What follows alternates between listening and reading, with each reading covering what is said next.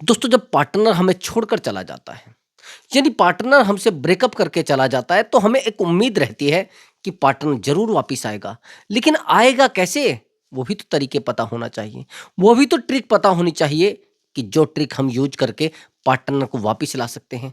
नहीं ला सकते हैं ना? पार्टनर को वापस लाने का एक सबसे आसान तरीका जो मैं आज आपको बताने वाला हूं, और बड़ा खतरनाक तरीका है।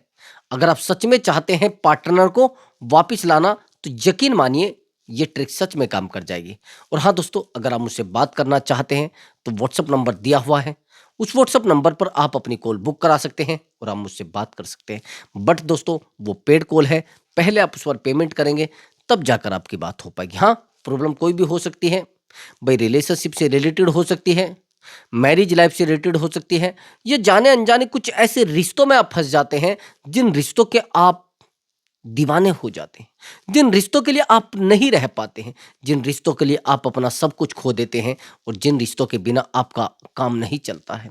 दोस्तों, मैं बात कर रहा हूं एक्स्ट्रा मैरिटल अफेयर की। जिस रिश्ते को समाज मान्यता नहीं देता है, समाज वैल्यू नहीं देता है, और आप समाज से चुपकर उन रिश्तों को चलाना चाहते हैं, लेकिन फिर भी उन रिश्तों में आप अपने आप को खो बैठते हैं।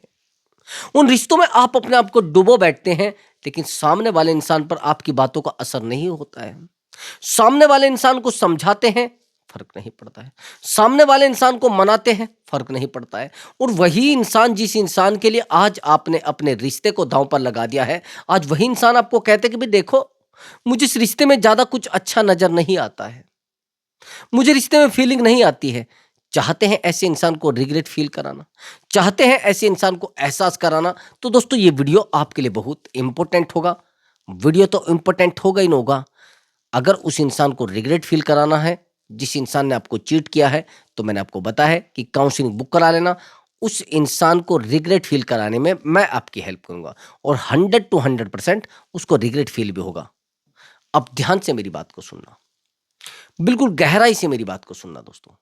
ऐसा क्यों होता है कि सामने वाला इंसान हमसे बात ही नहीं करना चाहता? ऐसा क्यों होता है? वही इंसान जो कभी हमें रात दिन कॉल किया करता था। ऐसा क्यों होता है कि जो इंसान हमें रात रात भर कॉल किया करता था, लेकिन आज वो इंसान बात ही नहीं करना चाहता, वो इंसान बात ही नहीं समझना चाहता, वो इंसान हमारे साथ रहना ही नहीं चाहता? क्यों भाई? क्यों ऐसा होता है? आप जानते हैं उसका कारण क्या है? उसका कारण है आप।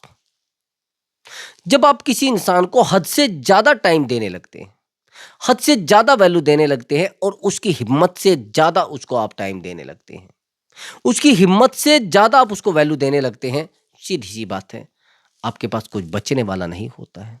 सामने वाला इंसान आपके पास तो रहता है, लेकिन बचता कुछ नहीं है। सामने वाला इंसान आपके साथ तो चलता है, लेकिन बचता कुछ नहीं। यकीन मानिए दोस्तों, ऐसा क्यों होता है कि सामने वाला इंसान हमें छोड़ने तक को तैयार हो जाता है? मेरी बात को थोड़ा ध्यान से सुनना है। उसका सबसे बड़ा कारण होता है इमोशन।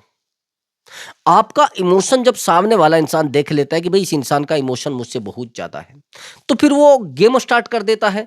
जब उसका मन करता है वो गेम खेलता है, जब उसका मन करता है वो छोड़कर चला जाता है, जब उसका मन करता है वो एंजॉय करने लगता है। यही तो होता है। आज मैं आपको 3 तरीके बताने वाला हूं, जो तीनों तरीके सच में काम करते हैं। मैंने बहुत सारे रिलेशनशिप में यूज भी किए हैं, बहुत सारे रिश्तों में यूज किए हैं, जो काउंसलिंग मैंने दी है, जो एक्सपीरियंस मैंने आज लिया है, उस एक्सपीरियंस के आधार पर मैं आपको कह रहा हूं।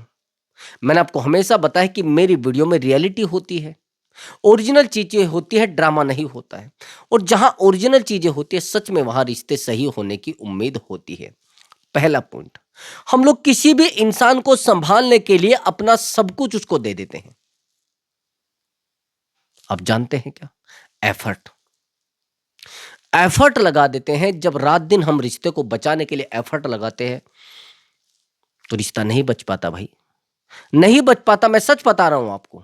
जिन रिश्तों को बचाने के लिए आज एफर्ट लगा रहे हैं ना, वो रिश्ते बचते ही नहीं। आप जानते हैं एफर्ट कैसे लगाते हैं आप?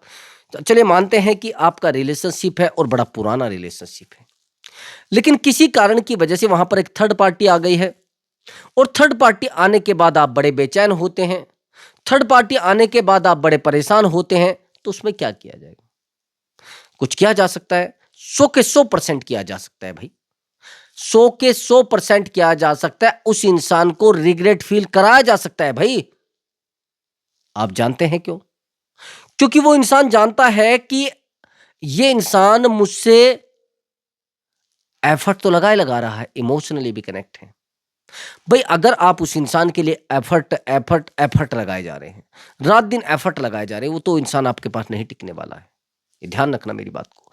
अगर सामने वाला इंसान अच्छा है और हम बुरे हैं, और फिर भी वो इंसान हमारे लिए एफर्ट लगा रहा है, तो सीधी सी बात है, हम उससे परेशान हो जाएंगे, उसके प्रॉब्लम से टूटने लगेंगे। ऐसा होता है ना कई बार कि इंसान एफर्ट लगाया जा रहा है, हम भागे जा रहे हैं, हाँ वो एफर्ट लगाया जा रहा है, हम दौड़े जा रहे हैं, वो इंसान फिर भी हमारे पीछे दौड़ता है। भाई क्यों भाई, क्यों ऐसा होता है? ये चीजें तो देखनी है, यही तो चीजें बिगड़ती हैं। अब मेरी बात को थोड़ा ध्यान से सुनना। आपने कहा कि सर उस इंसान को मैं समझाने की कोशिश करता हूं, उस इंसान को मैं मनाने की कोशिश करता हूं, उस इंसान को मैं संभालने की कोशिश करता हूं। क्या करोगे भाई, क्या करोगे? आपको लग रहा है कि उस इंसान को समझा लोगे?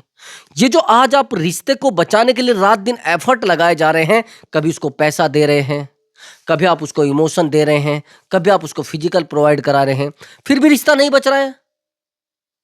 आप जानते हैं इसके कारण, आप उसके ऊपर पड़े जा रहे हैं भाई, आप उसके लिए मरे जा रहे हैं। यही तो कारण है रिश्ता खोखला होने का। ऐसा ही होता है। मेरे पास एक काउंसलिंग आई थी, एक्चुअली एक मैरिड महिला है। अभी ज्यादा पुरानी काउंसलिंग नहीं है, अभी की बात है भाई। रियलाइज तो हुआ लेकिन थोड़ा टाइम लगा भाई, रियलाइज हुआ लेकिन टाइम लगा। इस महिला की मैं बात आपको बताऊं, हैरान हो जाएंगे। एक्चुअली दोनों का रिलीजन अलग अलग है, दोनों का अलग अलग रिलीजन है, लेकिन वो कहते हैं ना कि प्यार में भाई कुछ नहीं देखा जाता। लड़के की एज 25 है और महिला की एज 45। अंतर देखना कितना है, लड़के की एज 25 और महिला की एज 45। दोनों में रिलेशनशिप बनता है, महिला मैरिड होती है और लड़का अनमैरिड। लेकिन महिला के पास पैसा बहुत ज्यादा है, इसकी हर जरूरत को पूरा करती है। भाई स्कूटी दिलवाना, गाड़ी दिलवाना, पैसा खर्च करना, यहां तक कि गोल्ड की चैन तक इसको गिफ्ट की गई है। इसको जो जब चाहिए प्रोवाइड कराती है, मोबाइल चाहिए प्रोवाइड कराती है, गाड़ी चाहिए प्रोवाइड कराती है, टाइम चाहिए प्रोवाइड कराती है।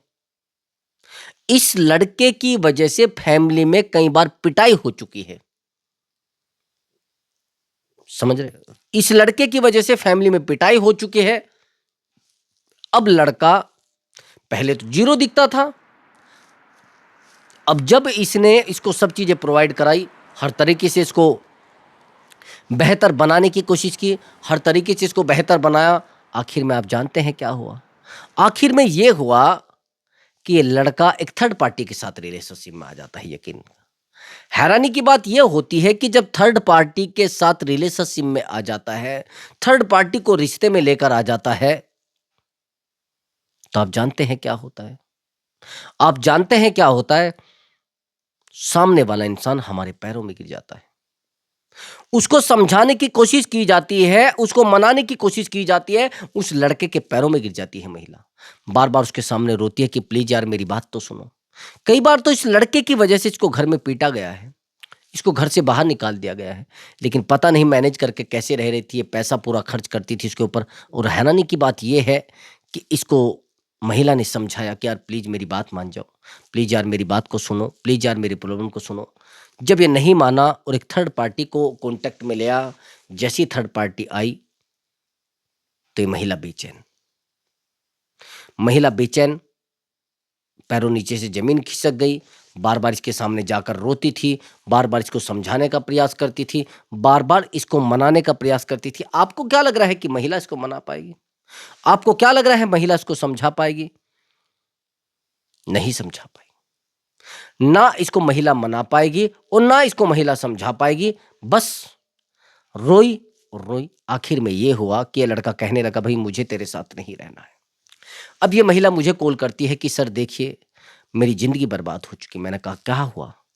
कि सर प्रॉब्लम ये है कि मैं इमोशनली बड़ी वीक थी, और इमोशनली वीक होने के साथ साथ मैं इस लड़के के कांटेक्ट में आ जाती हूँ, और जब इस लड़के के कांटेक्ट में आ जाती हूँ तो सामने वाला इंसान मेरी बात ही नहीं समझना चाहता, सामने वाला इंसान मेरी प्रॉब्लम ही नहीं समझना चाहता, सामने वाला इंसान मेरे साथ रहना ही नहीं चाहता। क्यों भाई? क्यों नहीं रहना चाहता? आप जानते हैं उसका कारण? उसका कारण आप खुद हैं भाई। उसका कारण आप खुद हैं और आखिर में आप जानते हैं क्या होता है? आखिर में ये होता है कि सामने वाला इंसान हमारी बातों को समझना ही बंद कर देता है भाई। इसने कहा सर मैं क्या करूं? मैंने कहा देखो, मेरी बात को थोड़ा ध्यान से सुन लो।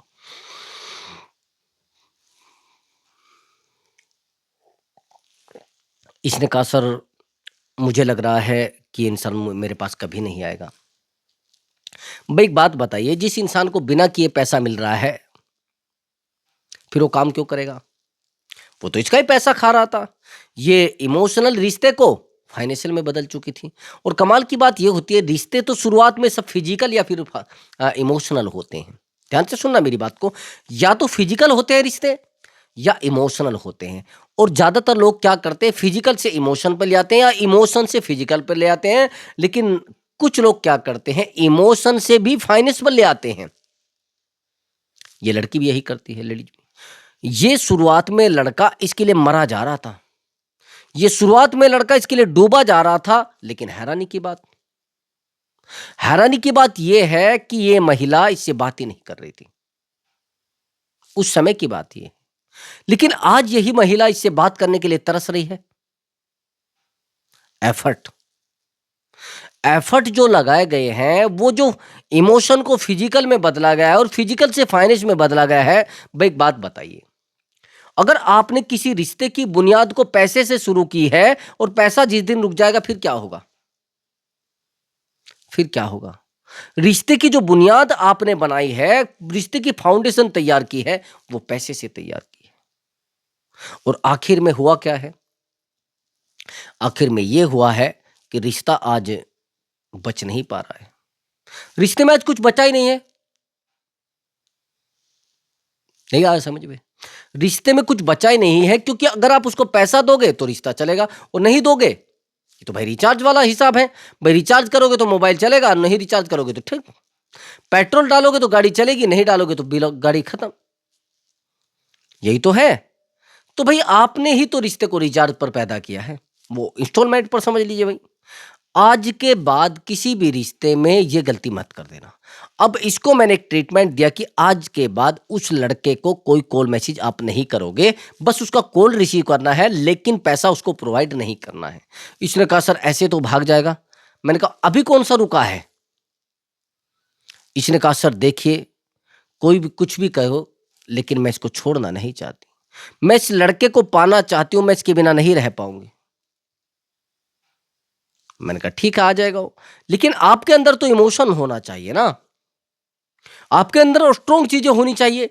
इसने कहा सर कुछ भी हो जाए, लेकिन इस लड़के को मैं इग्नोर करूंगी। जैसे ही ये लड़का इससे बात करना बंद करता है, इसको मैंने कहा देखो, पेमेंट पर तो बिल्कुल पूरा कंट्रोल कर लेना, उसको कॉल मैसेज मत करना गलती से भी, उसको बार बार फोन मत करना। इसने कहा ठीक है सर मैं नहीं करूंगी। अब हैरान हो जाओगे आप, 4 दिन के अंदर वो लड़का कॉल करता है, और जैसे ही कॉल करता है, ये इसको समझाती है कि नहीं मेरे पास टाइम नहीं है। ये इसको कहती है कि मेरे पास बिल्कुल टाइम नहीं है, आपको बात करनी है करो, नहीं करनी है ना करो। अब कमाल की बात ये होती है, जो ईगो वाले लोग होते हैं वो अपने ईगो को बहुत ज्यादा वैल्यू देते हैं। वो कहते हैं ना कि भाई लोहे को लोहा काटता है। ये बड़ा ईगो वाला लड़का था। अब जब बार बार फोन किया गया, जब जब मैसेज किया गया बार बार, खैर महिला ने बात कर ली, और बात करने के बाद इसको कहा देखो भैया मेरे पास टाइम नहीं होता है। 3 दिन में पैरों पर गिर गया था, क्योंकि पैसा भी मांगता था, काम चल नहीं रहा था, सारा दिन फ्री रहता था, कमाई कोई करता नहीं था, इस महिला के दम पर था। जैसे ही डिसकनेक्टिविटी मतलब कनेक्टिविटी बंद करी, पैर नीचे से खिसक गए। सामने वाला कुछ समझ नहीं रहा था, सामने वाला कोई वैल्यू नहीं दे रहा था। तो मैं यही चीज आपको कहना चाह रहा हूं, भाई बिल्कुल शांत हो जाओ। पूरी बात नहीं समझ रहे हैं? बिल्कुल शांत हो जाओ, और जो जो मैं आपको बता रहा हूं वो चीजें करना शुरू कर देना। जब तक ये चीजें आप नहीं करोगे, चीजें बिगड़ती चली जाएंगी, बिल्कुल पूरे तरीके से बिगड़ती चली जाएंगी, और रिश्ता आपका पूरे तरीके से खोखला होता चला जाएगा। आ गया समझ में? मैं इसीलिए कह रहा हूं कि रिश्ते में कभी भी एफर्ट नहीं लगाना। फिर मैंने इसको कहा कि आप थोड़ा प्रैक्टिकली सामने वाले इंसान को हैंडल करिए। तो प्रैक्टिकली जैसे इसने हैंडल किया तो 1 वीक के अंदर चीज़ें बेहतर हो गई थी। 1 वीक तो नहीं, लगभग 15 डेज लगे थे और 15 डेज में महिला के सामने घुटने टेक चुका था लड़का। तो यहाँ पर गलती क्या हुई? अच्छा ये बताइए। यहाँ पर सबसे बड़ी गलती ये हुई है कि सामने वाला इंसान हमारी बातों को सुन तो रहा था, फॉलो भी कर रहा था, लेकिन एक सबसे बड़ी गलती हुई, हमने उस इंसान के लिए रात दिन एफर्ट लगाकर अपने रिश्ते को खोखला कर लिया था। आया समझ में? एफर्ट ही तो रिश्ते को खत्म कर रहा है, और एफर्ट लगाकर तो फिर रिश्ते को नहीं बचाया।